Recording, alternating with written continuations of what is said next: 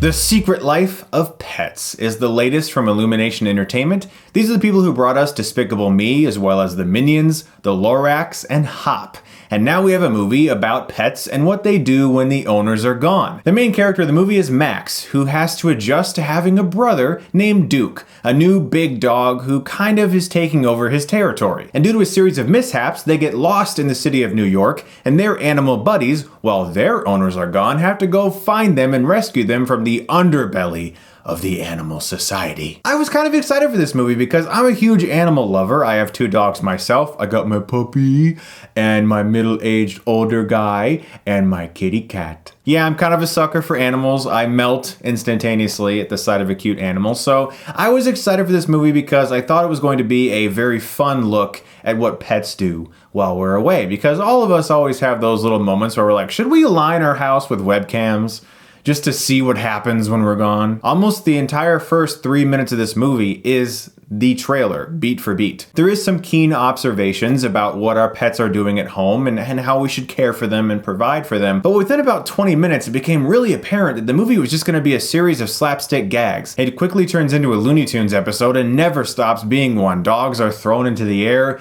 looped around clotheslines, thrown off bridges, smacked into walls, driving cars, just tons of stuff that really didn't make much sense. And while earlier this year Finding Dory did some very similar things, they kept it minimal. The slapstick in Finding Dory was there, and it was mostly in good humor. When I walked out of Zootopia, I was like, man, Judy Hopps, I really like that character. Walking out of this movie, I struggled to remember anyone's names, and I actually had to look them up before filming my review so that I could get the character names right. That's kind of sad. This movie is a perfectly fine, mindless entertainment cartoon throwaway movie with cute animals. If you're a young kid or an adult that just wants that, this movie will do just fine for you. But if you're looking for a more slightly mature animated film with animals, I'd watch Zootopia. My biggest issue with this movie, and the one that kept nagging me throughout the entire runtime, that as soon as I realized it, and as soon as I got that thought in my head, I started to notice it every second, is that this film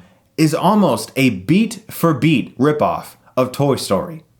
This film opens with the dog Max so excited about being with his owner, his favorite owner. Oh my gosh, he loves his owner so much. Life is perfect. And when the owners go away, all the animals come out and do their little secret society things, and they have their little meetings and they play games and stuff. And everything's perfect for Max until a dog Duke gets introduced and his territory is just completely ruined and life suddenly isn't the same anymore. And then they get lost in the city and have to make their way back home. There's even a climactic chase to get to a truck. This movie is Toy Story. It even has a bit of Toy Story 2 thrown in there. When Max is lost in the city in this film, a group of his friends organize a search party to find him, just like in Toy Story 2. It's actually a little bit sad. Yes, aesthetically, it's pets, not toys, and there are certain things thrown in, like an underbelly organization of evil animals led by Kevin Hart as a rabbit, who unfortunately did everything that I can't stand about Kevin Hart in his performance. I liked him a lot in Central Intelligence. He really dialed down the Kevin Hart-isms, but in this movie, he does basically nothing but scream and shout over and over again, and it got super annoying, unfortunately. And I'm a fan of Kevin Hart's comedy, and that's not really that good, because if you're not a fan of Kevin Hart, it's probably going to grate on you. So unfortunately, despite the fact that I think most kids will probably enjoy this movie and laugh at it, and some adults can find entertainment in it too, I couldn't get past the fact that Illumination Entertainment basically stole a ton of ideas from Pixar, remade Toy Story with pets. And it was really blatant, actually. I'm gonna give The Secret Life of Pets a C-.